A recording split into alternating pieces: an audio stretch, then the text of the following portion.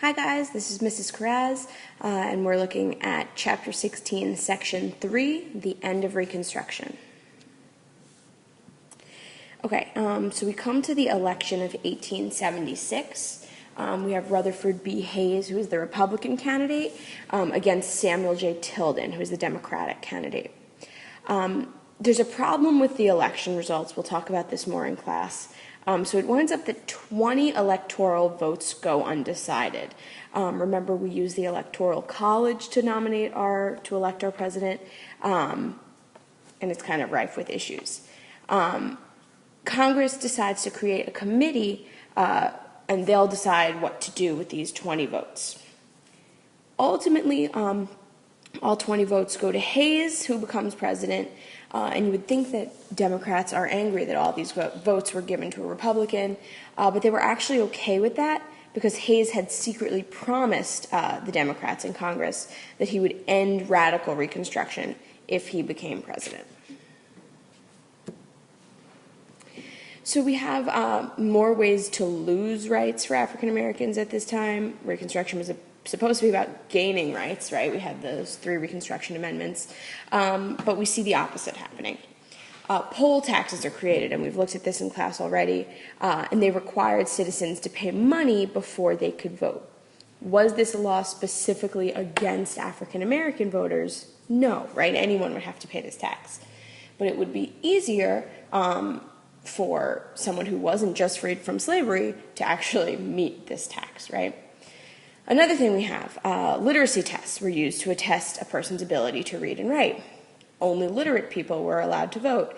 And if my memory serves me correctly, as yours should, African Americans were not allowed to get an education when they were enslaved. So who's going to have an easier time passing literacy tests? The people who have had educational systems in place forever or for a very long time, or African Americans who were not, during slavery, allowed to learn to read and write. And here's the kicker to the literacy test. So if you failed the literacy test, you could still be allowed to vote thanks to the grandfather clause, which said that anyone could vote even if they failed the literacy test, so long as their father or grandfather had the right to vote on January 1st, 1867, which was 2 years before the 15th Amendment was passed. So most likely this was another law that is favoring white citizens over black citizens. This is another thing we began looking at in class. Segregation, or the enforced separation of the races, became popular. Laws that enforced segregation were called Jim Crow laws, and that nickname was given for a popular and offensive character played by a white actor in blackface. Jim Crow would really reinforce negative racial stereotypes. And the case for segregation, we're going to look at this in depth in class, was only made stronger by the Supreme Court case of Plessy versus Ferguson.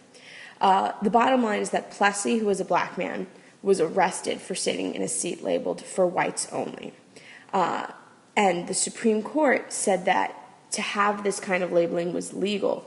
It's okay to separate the races as long as they're given equal accommodations. Separate but equal became the rule through the civil rights movement in the mid-1960s. So we'll look at that definitely more closely, and we'll spend some time with that court case. Okay, sharecropping is another system. It's really a depressing slideshow today, guys. Sorry. So a sharecropper is someone who rents land from the landowner who owns it. The sharecropper works the land and gives all his crops to the landowner. The landowner sells the crops, takes what money he is owed as rent, and gives the rest to the sharecropper, right? So this system probably doesn't seem desirable, right? But think about it, when you're graduating from college, right, you probably don't have the money you need to buy a house, and that's why you rent one or you rent an apartment. Sort of similar situation, right? If you were recently freed from slavery, you probably don't have the money to buy your own farmland, but you could potentially rent the land under the sharecropping system. So I see some appeal to it, but shockingly, yeah, it wasn't so great. Sharecroppers would have to rent land, seeds, and tools from a landowner. The sharecropper would be expected to give a portion of that crop back to the landowner as rent money. Sharecroppers would give crops to the landowner, who sells them all, and the landowner takes what he is owed as rent and gives the rest to the sharecropper. This is just repetitive over what we saw in the last slide. So the bottom line is the landowner knows what the money is coming in and knows what he can set as rent. Sharecroppers get in debt very, very quickly, and they have trouble paying off their debts. They had to continue to work for the same landowner, offering them a larger and larger percentage of the money each year. Look at all the things that had to be rented. So this is a system that in many ways people would say was worse than slavery, not in the logistics of it. But we're going to look at a reading that kind of proposes this idea that sharecropping gave the promise of freedom and independence, and it wasn't actually a reality. So in that way, I believe the writer was saying it could be looked at as worse than slavery, although of course there weren't the torturous aspects involved, but economically not ideal. Looking to Southern recovery. So remember that the South was just ravaged after the Civil War. So much was destroyed. But towards the end of Reconstruction, we have tobacco and cotton production coming back, which was how the South made most of its money, right? So that's a good thing for people living in the South. And then looking at industry, we know that most industries were in the North, but we have some things moving to the South. So we have the textile industry, where they take that raw cotton and make it into fabrics, developing down in the South. There are mills and factories that develop in order to help process raw materials like timber, iron, and oil, and thus begins the new South, a South with an economy that is not dependent on cotton alone and the systems needed to produce it.